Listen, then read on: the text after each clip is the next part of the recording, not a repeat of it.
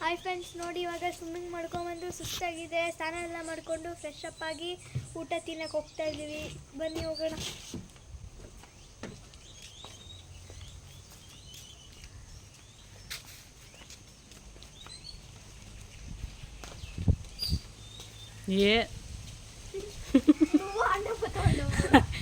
ದಾರಿ ಇದೆ ಅಂತ ಬರ್ತಾರೆ.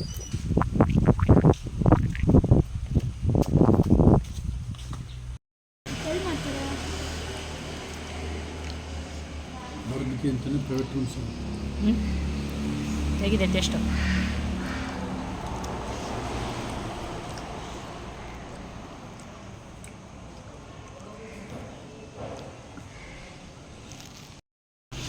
ಏನು ಮಾಡಷ್ಟೇ.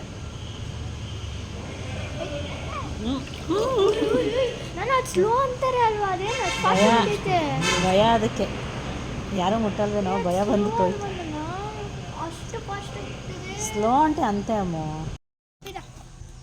ಕೂಕೋಗ್ಸ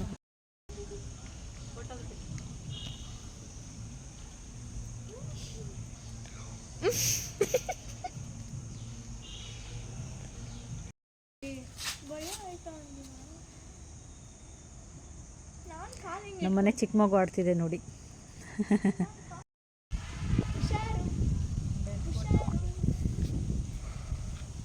ನಾನು ನನ್ನ ಮಗಳಿದ್ದು ಆಡ್ತಾ ಇದ್ದೀನಿ. ಇನ್ನೊಂದು 10-20 ವರ್ಷ ಆಡ್ತೀನಿ.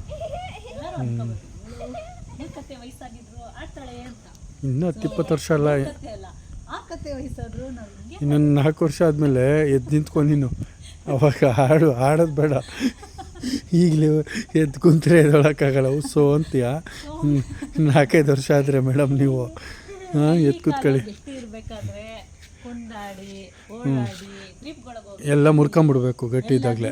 ದುಡ್ಡು ಅಂತ ಇಟ್ಬಿಟ್ಟು ನಾಳೆ ಸಡನ್ನಾಗಿ ಪಟ್ ಅಂತ ಸತ್ತೋದ್ರೆ ಯಾರೋ ಒಮ್ಮೊಮ್ಮೆ ತಿಂತಾರೆ. ಸೊ ಎಂಜಾಯ್ ಮಾಡಿ ತಿಂದು ಉಂಡು ಆಮೇಲೆ ನಮ್ಮ ಮಕ್ಕಳಿಗೆ ಸೇರಿಸಿ ಇಡಬೇಕು. ಆಮೇಲೆ ಮುಂದಕ್ಕೆ ಸೇರಿಸ್ಕೊಂತಾರೆ. ಅದೇ ನನ್ನ. ನೀವು ಎಂಜಾಯ್ ಮಾಡ್ತಾ ಹೋಗ್ಬಿಟ್ರೆ ಸೇರಿಸಿ ಯಾವಾಗ ಇಡ್ತೀರಾ? ಎಂಜಾಯ್ ಮಾಡೋದಕ್ಕೆ ಈಗ ಹಿಂಗೆ ದಬಾಕೊಂಬಿಟ್ಟೆಪ್ಪ ಹೋಗ್ಬಿಟ್ಟೆ. ನನ್ನ ಪ್ರಕಾರ ಏನು ಗೊತ್ತಾ, ನಾವು ತಗೊಳ್ಳೋ ಆದಾಯದಲ್ಲಿ 4-5 ಪಟ್ಟು 5 ಥರ ಭಾಗ ಮಾಡಬೇಕು. 1ನೇ ಭಾಗ ನಮ್ಮ ಖರ್ಚು ವೆಚ್ಚಗಳು, 2ನೇ ಭಾಗ ಸೇವಿಂಗ್ಸ್, 3ನೇ ಭಾಗ ನಮ್ಮ ಹೆಲ್ತ್ ವಿಷಯಕ್ಕೆ, 4ನೇ ಭಾಗ ಈ ಥರ ಎಂಜಾಯ್ಮೆಂಟ್ ಮಾಡೋದು. ಆ ರೀತಿ ಮಾಡಿದಾಗ ಎಲ್ಲದಕ್ಕೂ ದುಡ್ಡು ಬರೋ ದುಡ್ಡಲ್ಲಿ ಸ್ವಲ್ಪ ಸೇರಿಸಿಟ್ಟಾಗ ಆರಾಮಾಗಿ ಲೈಫ್ನ ಲೀಡ್ ಮಾಡ್ಬೋದು. ದುಡ್ಡು ಸಿಗುತ್ತೋ ಅಲ್ವೋ, ಖುಷಿ ಮಾತ್ರ ಸಿಗುತ್ತೆ. ಇದನ್ನೆಲ್ಲ ನೋಡಿ, ಇನ್ನೊಂದು 20-30 ವರ್ಷ ಆದಮೇಲೆ ನಮ್ಮ ಅಮ್ಮನ ವಯಸ್ಸಾದ್ಮೇಲೆ ಬಂದು ಆಡೋಕ್ಕಾಗುತ್ತಾ? ಈಗಲೇ 30 ವರ್ಷ ದಾಟ್ತಾ ಇದ್ದಂಗೆ ನಮಗೆಲ್ಲ ಕಾಲು ನೋವು, ಕೈ ನೋವು ಅಂತೀವಿ. ನಮ್ಮಮ್ಮ 50 ವರ್ಷ ಆದಮೇಲೆ ಹೇಳಿದ್ನ ಇವಾಗಲೇ ನಾನು ಹೇಳ್ತಾ ಇದ್ದೀನಿ. ಇನ್ನೊಂದು 10 ವರ್ಷ ಆದರೆ ನಮ್ಮ ಕೈಯೂ ಆಗಲ್ಲ, ಕಾಲೂ ಆಗಲ್ಲ. ಅವಾಗ ದುಡ್ಡಿದ್ರು ವೇಸ್ಟ್, ಸುತ್ತಕ್ಕಾಗಲ್ಲ. ಸೊ ನಮ್ಮ ಹತ್ರ ಎಷ್ಟಿದೆ ಅಷ್ಟರಲ್ಲೇ ನಮ್ಮ ಕೈಯಲ್ಲಿ ಎಷ್ಟು ಸಾಧ್ಯ ಅದನ್ನು ಮಾಡಬೇಕು. ಇನ್ಯಾರೋ ಮತ್ತೊಂದು ಮಾಡೋದು ಅಂತ ನಾವು ಮಾಡೋಕ್ಕಲ್ಲ. ಇವಾಗ ನಮಗೇನು ಕೊಟ್ಟಿದ್ದಾನೆ ಅದರಲ್ಲಿ ಸಾಧ್ಯವಾದಷ್ಟು ಖುಷಿಯಾಗಿರೋದನ್ನ ಕಲಿಯೋಣ. ಹಂಗಂದ್ಬಿಟ್ಟು ಎಲ್ಲ ದುಡ್ಡು ಹಿಂಗೆ ಎಂಜಾಯ್ ಮಾಡ್ಬಿಡ್ಬೇಡಿ. ಸೊ 1% ಇದಕ್ಕೆ ಅಂತ ಖರ್ಚು ಮಾಡಿ.